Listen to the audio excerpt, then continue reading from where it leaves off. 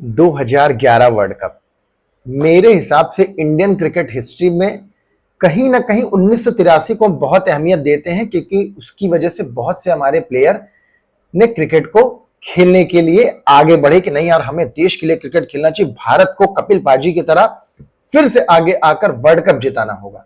लेकिन यार, अब की जनरेशन को देखकर लगता है जो पिछले 10 साल 12 सालों से क्रिकेट देखना स्टार्ट करें, उनके नजरिए से 2011 का वर्ल्ड कप सबसे बेहतरीन वर्ल्ड कप था। बात करते हैं उस बारे वर्ल्ड कप में। मैं अपनी स्टोरी बताना चाहता हूं कि मैं अपने गांव में था और क्यूरियोसिटी इतनी ज्यादा थी कि एक टीवी लगी थी और मुश्किल से 10 बाई 10 का रूम रहा होगा और उसमें गांव के सारे बच्चे बड़े भर रखे थे। सबका यह था कि यार साथ में बैठकर मैच देखेंगे।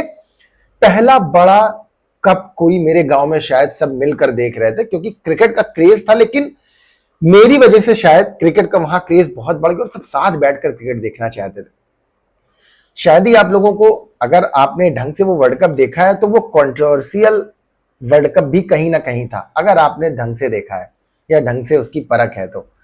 अर्जुन रणतुंगा ने, याद है वो आपको कि टॉस 2 बार हुआ था। पहली बार जब टॉस उछला तो संगकारा ने कहा कि मुझे सुनाई नहीं दिया। दोबारा टॉस हुआ तो अर्जुन रणतुंगा ने, जब इंडिया वर्ल्ड कप जीत गई तो कहते हैं कि ये मैच फिक्स था, टॉस दोबारा कैसे, ये वगैरह वगैरह दुनिया भर की बातें थी।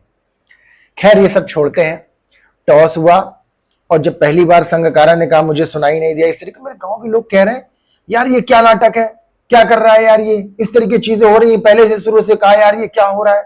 सब परेशान हो गए। तो मैं बोला शांत रहो शांत रहो, इंडिया में मैच है, हम डोमिनेट करेंगे। और सच बताऊं तो श्रीलंका का मिडिल ऑर्डर, खासकर लोअर मिडिल ऑर्डर, बिल्कुल 10-5 रन बनाने के लिए मोहताज वाली थी। ऐसी वो, मतलब अगर आप देखा जाए पन्नों पर, तो पन्नों पर वो उसी तरीके थे। जहीर खान ने back to back 3 over maiden over डाले। मेरे गांव के लोग कह रहे हैं यार ये तो 150 नहीं बनाने देंगे हम, यार बड़े आराम से वर्ल्ड कप जीत जाएंगे, बड़े वर्ल्ड कप जीत जाएंगे।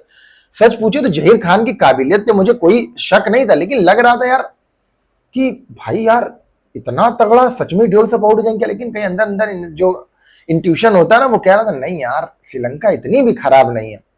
फिर उसके बाद भाई जयवर्धने ने जो बैटिंग की है ना, मतलब जयवर्धने से आप ये उम्मीद नहीं करते कि वो 100 के ऊपर से स्ट्राइक रेट से बैटिंग करेगा।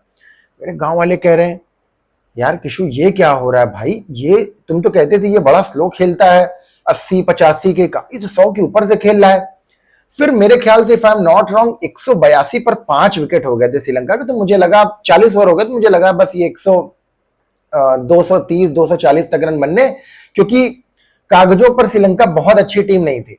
फिर उसके बाद भाई साहब जब मैंने देखा कि नुआन कुलशेखरा को, मतलब श्रीलंका ने थिशारा परेरा से ऊपर भेजा, मैं कहा यार ये करना क्या चाहते हैं, 40 ओवर हो रहा है। फिर उन्होंने भाई, उन दोनों ने मोर देन 50 रन की पार्टनरशिप की। तो मुझे लगा यार ये अलग ही रिदम में खेल रहे हैं।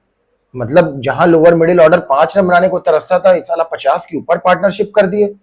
सब मेरे गांव वाले कहने लगे यार ये क्या हो गया यार, अब 274 रन बना लेंगे। सबको लगा यार 274 रन, वानखेड़े में चेज तो हो जाना चाहिए। लेकिन जब इंडिया का मिडिल ऑर्डर की बात आती है तो कोलैप्स होने की हिस्ट्री है कि इंडिया का मिडिल ऑर्डर बिल्कुल कोलैप्स हो जाता है। भाई 2-3 लोगों ने मेरे गांव के पहले से पटाखे वटाखे खूब मंगा रखे, तो उन्होंने जब जाकर बाहर फेंक दिया, साला किस काम का। जब देखो तब 2003 वर्ल्ड कप में जो पुराने लोग थे, 2003 वर्ल्ड कप में और 2011 में फिर आकर वही चीज हो रही है। फिर भाई जब इंडिया की बैटिंग आती है, मलिंगा ने जिस तरीके धागा खोला वीरेंद्र सहवाग सचिन तेंदुलकर का, मेरे ख्याल से उस कमरे में 4 लोग बचे थे। मैं, एक मेरा और दोस्त था जिसको सिर्फ मेरे पे भरोसा था कि अभी मैच जिंदा है, क्योंकि विराट कोहली और गौतम गंभीर है। 2 लोग कोई और थे, मुझे याद नहीं कौन थे। सिर्फ 4 लोग थे, सब गायब हो गए। बस भगवान से मैं एक चीज प्रे कर रहा था, पिन ड्रॉप साइलेंस इन वानखेड़े, पिन ड्रॉप साइलेंस। सारे सेलिब्रिटी थे, सारे बड़े लोग वहां थे और कैमरे में सचिन पाजी नहीं दिख रहे थे, नहीं दिख रहे थे, ड्रेसिंग रूम के बाहर नहीं दिख रहे थे, केवल पीयूष चावला, रविचंद्रन अश्विन केवल दिखाई दे रहे थे ढंग से पूछा जाए तो। फिर भाई इसके बाद वीरेंद्र सहवाग, गौतम गंभीर, वो दिल्ली के 2 लड़के धीरे धीरे धीरे धीरे आहिस्ता आहिस्ता भारत की धूमिल हुई उम्मीदों को फिर से जगाने की कोशिश में लगे थे। और सेल्फ बिलीव था कि नहीं हम कर सकते हैं, हम कर सकते हैं। अगर श्रीलंका जो 230 पे ऑल आउट हो सकती तो वो 274 बना सकती, तो हम कर सकते हैं। आराम से खेलते खेलते खेलते खेलते इनिंग्स को आगे बढ़ाया, 100 रन के पास ले गए। फिर विराट कोहली जो है कॉटन बोल्ट दिलशान की बॉल पर होकर बहुत बेहतरीन कैच लगा। फिर लगा यार अब क्या हो गया, तो कुछ लोग और आ गए थे, अब कमरे की संख्या बढ़ गई थी, 8 से 10 हो गई थी, लेकिन विराट कोहली के आउट होते ही सब क्या खत्म हो गया। अगर इंडियन बैट्समैन किसी के अगेंस्ट फंबल करते हैं या परेशानी महसूस होती है तो वर्ल्ड में सिर्फ वो 2 गेंदबाज हैं। मतलब उस टाइम श्रीलंका में सिर्फ 2 गेंदबाज थे, या तो मुथैया मुरलीधरन उस टाइम में, या तो मुथैया मुरलीधरन या फिर लसित मलिंगा भाई साहब। और युवराज सिंह का मुथैया मुरलीधरन के आगे स्ट्रगल करना कॉन्टिन्यूअस था, मतलब होते ही होते थे। तो अब ये MS धोनी मूवी में दिखाते हैं कि ये सचिन ने कहा था कि लेफ्ट हैंडेड आउट होगा तो लेफ्ट हैंडेड जाएगा, राइट हैंडेड आउट होगा तो राइट हैंड जाएगा। तो विराट कोहली के आउट होने के बाद MS धोनी का आना शायद वो सही भी था, क्योंकि उन्होंने चेन्नई सुपर किंग्स के लिए भी मुथैया मुरलीधरन को खेल रखा था और उन्हें पता था कि जब एक्सेलरेट करने की बारी आएगी तो मेरे पास नीचे युवराज और सुरेश रैना है, तो मैं जाकर जीजी के साथ थोड़ा इनिंग्स बिल्ड करूंगा, जीजी को टाइम दूंगा और अपना थोड़ा सा एक्सेलरेट करके खेलूंगा। उसके बाद बहुत सी कंट्रोवर्सी होती है कि परेरा की बॉल पर गंभीर को क्यों मारने जाना था, आराम से चीजें चल रही थी, नहीं मारने जाना था।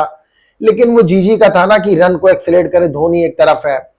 फिर यूवी का आना और इंडिया को वो Dhoni finishes off in style, India wins the world cup after 28 years. Ravi Shastri की यह कमेंट्री मतलब दिल को खुश कर देती। और इतने पटाखे गांव में बजे थे, इतने पटाखे बजे थे, जिसमें भैंस को चारा देते हैं ना उसके नीचे पटाखे लगा दिए थे और ऊपर तक गए थे। तो वो मोमेंट मेरा पूरा गांव ऐसा एंजॉय किया था जैसे लग रहा था गांव में प्रधानी का चुनाव कोई जीतता है ना, उस तरीके एंजॉय किया था। और उसके बाद थोड़ी थोड़ी कंट्रोवर्सी होती है, लोग के अलग अलग भावनाएं होती है। कुछ का कहना था कि गंभीर को मैन ऑफ द मैच मिलना चाहिए, धोनी को नहीं मिलना चाहिए। If you will talk about, अगर आप मेरे से पूछेंगे, in my opinion I would say that कि सही था, क्योंकि अगर गंभीर इतने लंबे देर से खेल रहे थे तो उन्हें मैच फिनिश करके आना, तो जिस तरीके के शॉट परेरा की बॉल पर खेला शायद नहीं खेलना चाहिए था।